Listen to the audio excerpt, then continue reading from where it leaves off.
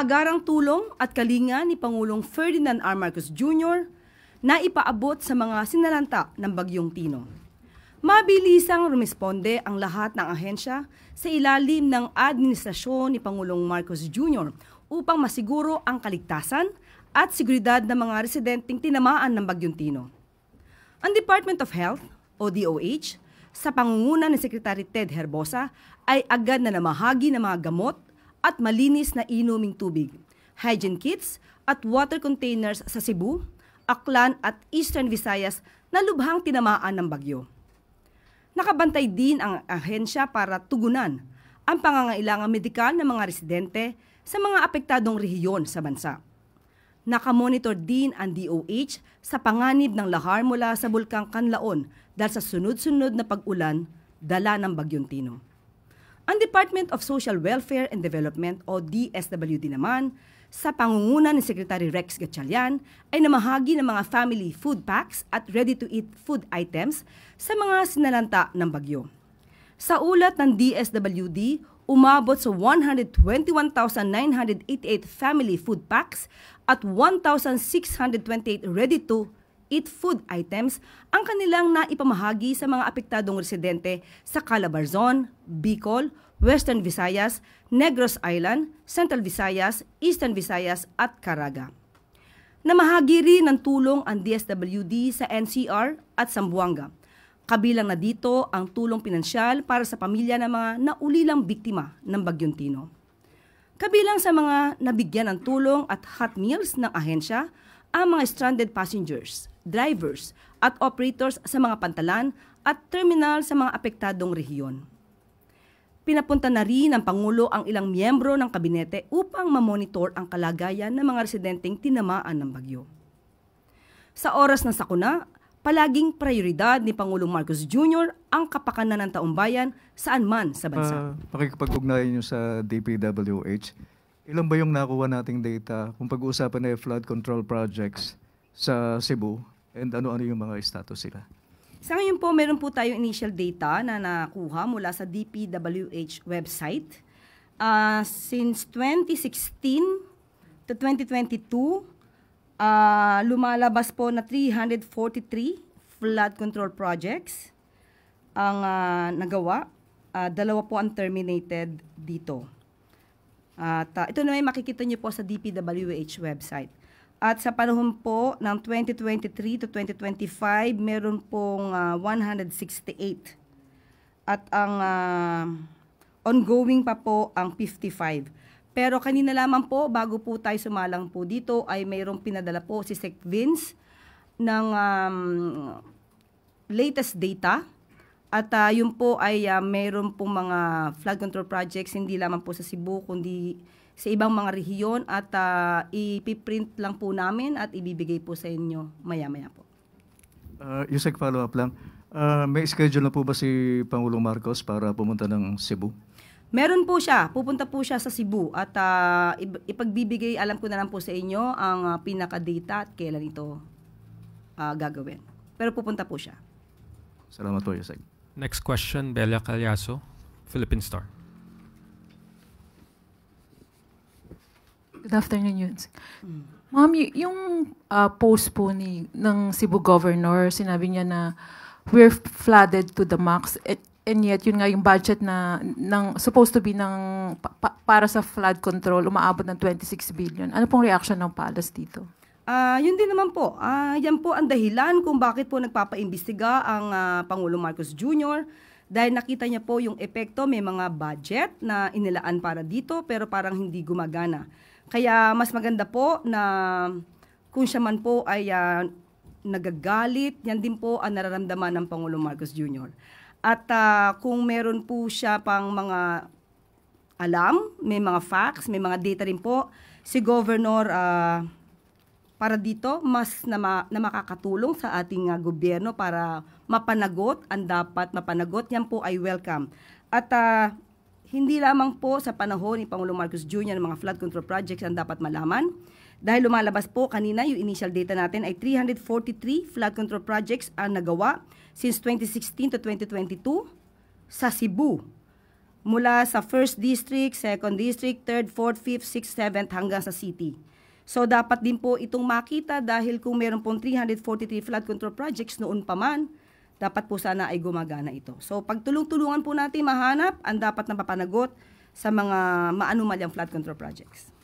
Follow up, ma'am. Ma'am, curious lang po ako. Kumusta po ang relationship ni President Marcos sa Cebu Governor considering hindi po niya kaalyado and considering nga na magiging madalas ang pagbisita ng Pangulo dahil nga dito sa nangyayaring sunod-sunod na kalamidad sa Cebu? Kahit naman po hindi kaalyado ng Pangulo, kahit anong kulay po niyan, ay Pangulo po ay handang tumulong kahit po kanino. Basta po kinakailangan ang tulong ng gobyerno kahit ano po ang kanilang saan sila kaalyado, tutulong ang Pangulo. Noong nakaraan lamang po, napabalita rin po na pumunta ang Pangulo sa Cebu at siya naman po ay sinalubong ni Governor at nagpasalamat pa po si Governor ng Cebu dahil sa maagarang tulong na binigay ng Pangulo sa nasabing syudad or lungsod. Sunod ko na rin po yung isang question ko, ma'am, yung regarding nga yun sa pahayag ni General Browner na may utos si President Marcos na tiyakin na makakapag-defend ang armed forces without nga yung tulong ng ibang bansa. Sa present budget po ba ng AFP, considering nga hindi talaga kumpara sa ibang bansa na limitado yung budget for modernization, kaya po ba natin gawin yun? Kung yan po ang sinabi ng Pangulo, dapat kayanin. So, ang pinakadetalye po nito ay si General Browner na lang po ang magbibigay sa inyo.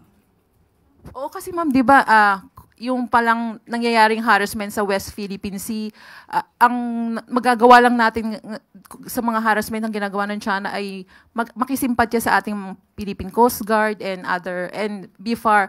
So, ano ang ginagawa ngayon nga natin na para mapagtanggol natin yung sarili nating territory? Siguro naman po nakikita natin kung paano po kabukal ang ating Pangulo para ipagtanggol ang ating karapatan. Karapatan ng ating bansa, karapatan ng bawat Pilipino, karapatan ng mga mangingisda. Hindi po tayo nag-i-instigate, hindi po tayo nagpa-provoke ng war, pero lahat ay dinadaan sa diplomasya. Yan po ang magandang ginagawa ng Pangulo dahil hindi po natin gusto na masabak tayo sa giyera. Pero dapat lagi lang po tayong handa. Next question, Christian Yusores, DZMM. Good afternoon po, Yusek. Nakarating na po ba kay Pangulong Marcos yung malawakan pong waste spill sa Negros Oriental na dulot nung pag-collapse ng wastewater lagoon ng Universal Robino Corporation Bais Distillery? Some residents po are worried dahil apektado na po yung kanilang kabuhayan at nasisira na po yung yamang dagat sa lugar. Opo, alam na po ito ng Pangulo kaya po kumilos agad ang DENR. At nagkaroon na po ng pakipag-usap sa Philippine Coast Guard at sa mga LGUs para po sa agarang pag-responde dito at pag-implement po ng containment measures. At nagkaroon na rin po ng pakipag-usap sa URC, Bais Distillery, at kinakailangan po nilang ayusin ito ng maagaran. At nagkaroon na rin po ng pag-uutos ng BFAR na sa mga kababayan na apektado, no, iwasan muna po ang pangisda, ang pagkolekta ng anumang mga aquatic organisms or seaweeds para po maiwasan po ang hindi magandang epekto nito sa kanilang kalusugan. At pinag-aaralan din po kung dapat nang sampahan ng kaso base po sa RA 11038. Just follow up lang, ma'am. In an article po kasi nabanggit din ng mayor ng Bais City na this is not the first time na na-involve sa environment incident yung kumpanya. So is the government considering na magpataw po ng mabigat na parusa or penalty sa kumpanya given po yung bigat ng impact sa kabuhayan at the environment? Kapag ka po talagang mayroong nalabag na batas, hindi po mag-aatubili ang gobyerno na magsampa po ng kaso.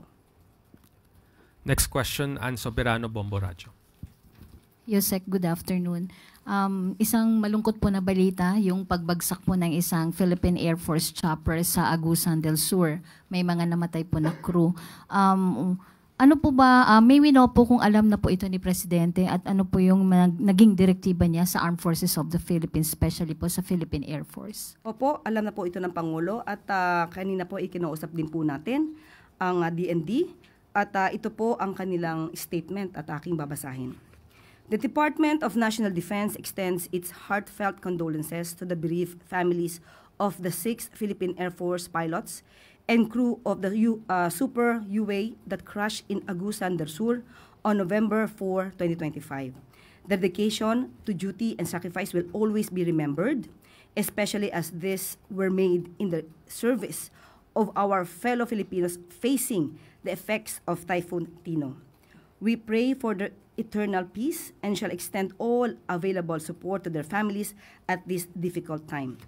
Ayon din po sa Pangulo, pinapaabot niya ang kanyang pakikiramay sa pamilya ng mga nasawing mga bayani ng ating bansa at ang lahat ng tulong na nararapat ay dapat na iparating sa mga naapektuhan na pamilya. Salamat, Yusek. That is the final question, Yusek. Thank you. Kasunod ng mga kasakuna sa bansa, paalala ni Pangulong Ferdinand R. Marcos Jr. at ng DBM sa ahensya ng pamahalaan, gawing simple ang pagdiriwang ng holiday season. Ilang araw bago magpasko, pinaaalalahanan ni Pangulong Marcos Jr. at ng Department of Budget and Management o DBM sa pangunguna ni Secretary Amenah Pangandaman ang lahat ng ahensya ng pamahalaan na gawing simple at makabuluhan ang Christmas at year-end celebrations. Bahagi ito ng pakiisa ng administrasyon ni Pangulong Marcos Jr. sa taong bayan na nakakaranas ng maraming pagsubok dulot ng sunod-sunod na sakuna sa bansa, mula sa lindol na yumanig sa Visayas at Mindanao at sa mga bagyong tumama sa ilang bahagi ng bansa. Paalala sa mga kawani ng gobyerno, mahalaga ang pagdiriwang ng Pasko na may pag-aalala sa kapwa nating patuloy na bumabangon at nagsisimulang muli mula sa maraming kalamidad na tumama sa bansa. Ang mga hakbang na ito ay kasama sa isang inklusibo at may puso na bagong Pilipinas na tunay na mithiin ng Marcos administration.